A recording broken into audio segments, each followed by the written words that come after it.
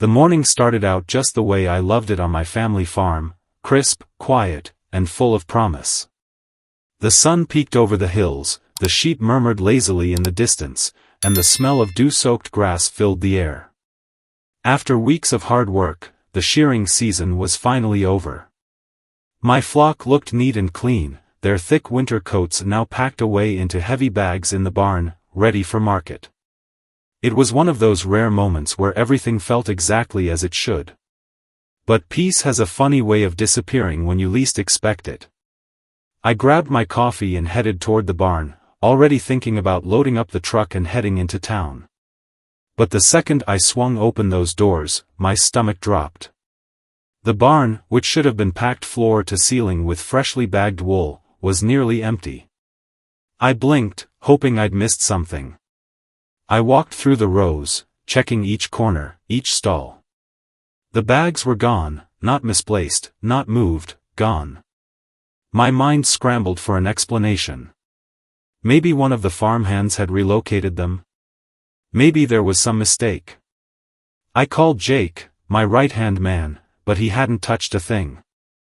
I checked the locks, the cameras, nothing. Just an empty barn and a sick feeling in my gut. It was Ethan, my neighbor from down the road, who casually dropped the hammer. I ran into him at the post office later that morning. He chuckled, mentioning he'd seen Karen, yes, that Karen, loading up bags into the back of her SUV the night before. Said she looked mighty proud of herself. My blood ran hot.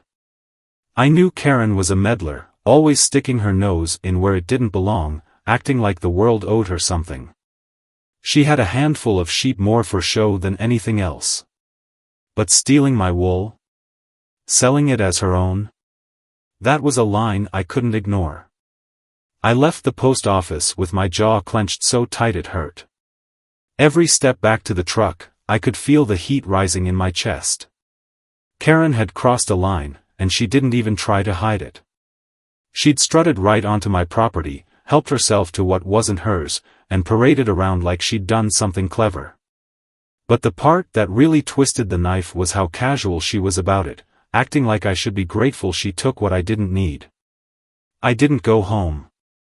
I drove straight to her place. Her SUV was parked in the driveway, the back hatch still half open like she hadn't even bothered to cover her tracks. There she was, standing in the field, poking at her sheep with a long stick as if that counted as tending to them. I pulled up so close the gravel crunched loud beneath my tires. She turned, wearing that smug little smile like we were about to share a joke. I didn't bother with pleasantries. "Karen," I said, my voice tight enough to snap. "I know you took my wool." She tilted her head, let out a laugh that made my skin crawl. "Oh, that? Yeah, I did. Honestly, Caleb, you should be thanking me. I needed it more than you did." I stared at her, feeling the weight of every ounce of self-control I had left. "You needed it?" She shrugged, folding her arms. "My sheep didn't produce enough this season, and people are expecting orders. You always have more than you need." I figured, why not even things out a little? Even things out. I repeated her words back to her like they were poison. She sighed, like I was the one being difficult. "Look, it's just business. I already sold it. Got a great price, too. I'll even share some of the profits if that makes you feel better." I could have lost it right then and there. But instead, I let that dangerous kind of calm settle over me. "You have one chance to make this right. Pay me for what you took, or I'll take this further." Karen rolled her eyes like a spoiled kid. "What are you going to do, Caleb? Shear my sheep?" She actually laughed at her own joke, then waved me off. "Anyway, I'm late for lunch. Don't make this a big deal." I didn't make it a big deal. I made it legendary. The minute I drove off her property, my mind was already moving. I didn't want just revenge, I wanted poetry. She'd stolen from me because her sheep didn't produce enough. Fine. I'd make sure they produced even less next season. But just when I thought I'd figured out how this would play out, life threw another punch. That same afternoon, an animal control truck pulled up my driveway. A woman in a uniform stepped out, clipboard in hand, asking if she could inspect my sheep. I was dumbfounded. Someone, and I didn't need 3 guesses to know who, had filed a report claiming I was neglecting my animals. She walked through my pasture, checked the food supply, water troughs, shelter. Her brow furrowed as if she already knew this was nonsense, but protocol was protocol. Once she was done, she shook my hand and apologized for the inconvenience. "No issues here, Mr. Caleb. Sorry to waste your time." Waste my time? No. This wasn't a waste. This was fuel. Karen had gone beyond arrogance. She was trying to ruin me before I could even respond. That night, I called Jake. He didn't even hesitate. "You serious?" he asked, a grin in his voice as he sharpened the clippers. "Oh, I'm serious," I said. "Dead serious." We waited until Friday night. Karen and Mark were headed out of town for the weekend. Perfect timing. Under the cover of darkness, Jake and I slipped through the broken gate she never bothered to fix. Her sheep didn't even blink as we approached. One by one, we got to work. The clippers hummed in the night, each pass stripping away her illusion of control. By the time dawn's first light crept across the hills, every single sheep in her pasture stood bare and awkward, shivering in the morning chill, looking like overgrown, confused poodles. And I wasn't even close to feeling guilty. By the time I got back to my farm, the sun was fully up, casting that warm, golden light over the hills like nothing unusual had happened. But I knew better. I poured myself a fresh cup of coffee and sat on the porch, waiting. It didn't take long. The scream that pierced the quiet morning air was something between horror and disbelief, loud enough to send birds scattering from the trees. I smiled into my cup. I walked to the edge of my property just in time to see Karen sprinting out of her house in a frenzy. She skidded to a halt at the fence line, clutching her head as she stared at her flock, now bare, awkward, and trembling in the morning breeze. Her mouth opened, but no sound came out. She spun around, hands flailing, then sprinted back toward her porch. Mark stepped out, still rubbing sleep from his eyes. "What's with the screaming?" he mumbled, squinting out at the pasture. Karen grabbed his arm, pulling him forward. "Look. Just look at them." Mark blinked, took in the sight of a field full of bald sheep, and let out a long, slow sigh. "What did you do?" "Me?" Karen shrieked, her voice cracking. "I didn't do anything. Someone did this. Someone broke onto our property and shaved my sheep." Mark scratched his head, unfazed. "You're saying someone snuck in, just to shear your sheep?" "Yes. That's exactly what I'm saying." I had to bite my lip to keep from laughing. But Karen wasn't done. She whirled around and spotted me standing at my fence line, coffee in hand. Her eyes narrowed into furious slits. "You!" she bellowed, storming across the field. "I know it was you." I took a long, slow sip and shrugged. "No idea what you're talking about, Karen. Don't play dumb. This is sabotage." "Sabotage is a strong word," I said calmly. "Seems to me you called stealing just business. Maybe this is business, too. Balancing things out." She let out a strangled noise of frustration and stomped off, her face turning an impressive shade of red. But that wasn't the end of it. Not even close. By noon, the whole town knew. People were stopping by the farmer's market just to ask if the rumors were true. Word spread faster than wildfire. Local vendors couldn't stop laughing, and someone from the local paper even showed up. "Would you say this was an act of revenge?" the reporter asked, notebook ready. I just smiled. I'd call it an act of balance. But Karen wasn't about to let it go. She pivoted hard, playing the victim. She started telling anyone who would listen that she'd been the target of agricultural sabotage, that jealous neighbors were trying to ruin her business. And then, because she couldn't help herself, she took it even further. She launched an online fundraiser. A long, dramatic post with before and after photos of her sheep, fluffy and content in one picture, shorn and pitiful in the next. The caption read, "Please help. My farm was the victim of a cruel act of animal abuse. My poor sheep were targeted, and now I have nothing left to support my family. Any donation helps." The audacity would have been impressive if it wasn't so pathetic. At first, she got a handful of sympathy donations. But it didn't take long for people to start calling her out in the comments.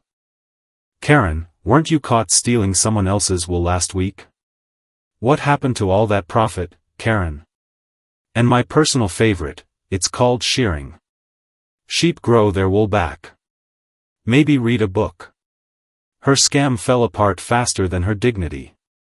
By evening, sarcastic donations were rolling in, links to sheep care guides, pictures of clippers, and memes that would make anyone blush.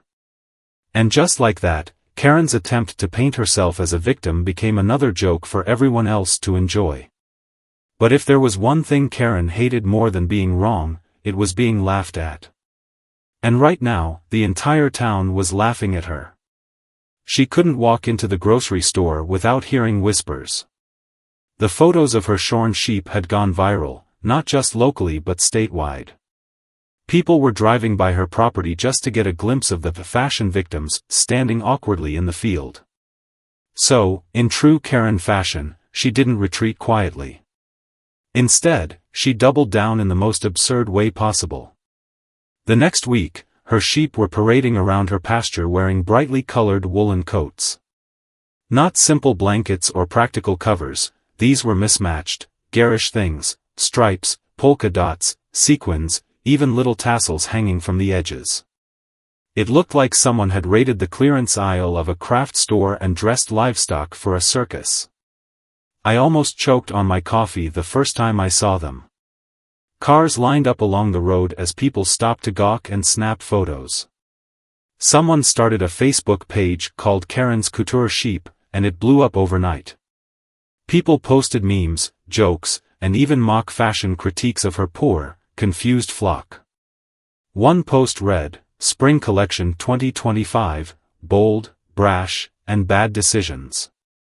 But Karen still wasn't finished embarrassing herself.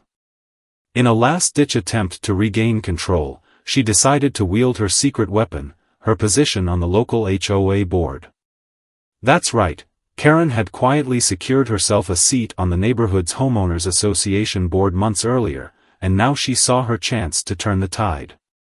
A letter showed up in my mailbox, stamped with the HOA logo and written in the most condescending language imaginable. It stated that all livestock within the community boundaries must maintain a presentable and well-kept aesthetic in line with community standards.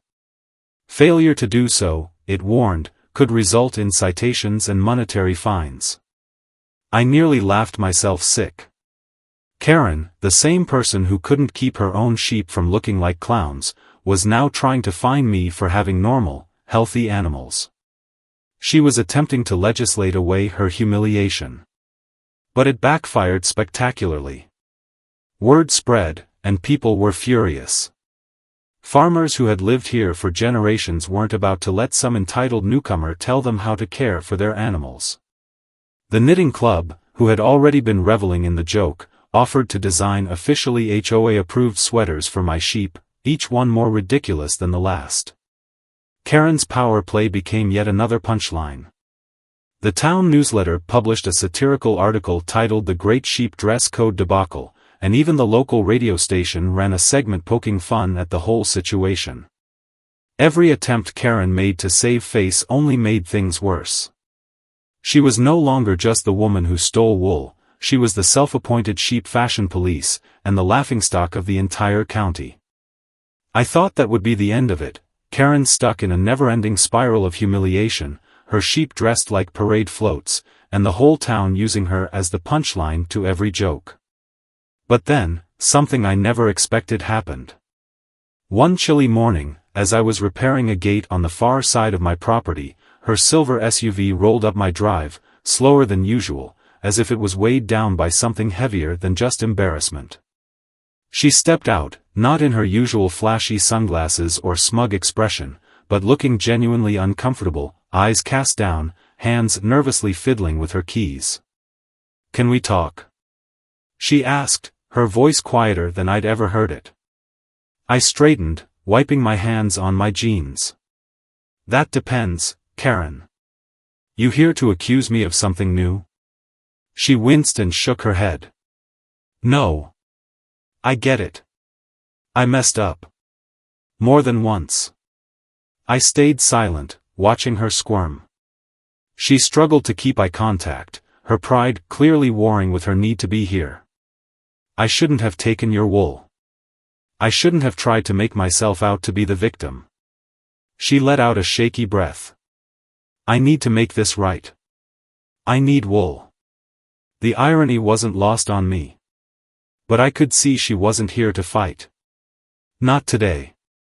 I'll pay," she added quickly. "Full price. No tricks." I crossed my arms, letting her sit in that discomfort for a moment longer. Finally, I nodded. "All right. But you're paying up front. No bargaining. No nonsense." She agreed without protest, handed over the money, and took what she needed, legitimately this time. But karma wasn't quite done with her. 2 days later, word spread that the HOA board had voted to remove her after public outrage over her ridiculous livestock rules. The same power she tried to wield against the rest of us had turned around and chewed her up. As I watched her drive away that day, her sheep still trotting around in their ridiculous rainbow sweaters, I realized something: even the most entitled people eventually hit a wall they can't push through. But the real question is, how long does it take for them to see it coming, and how far are they willing to fall before they finally do? Have you ever felt powerless against HOA rules or someone like Karen? Share your experiences below. Let's see who had it worse.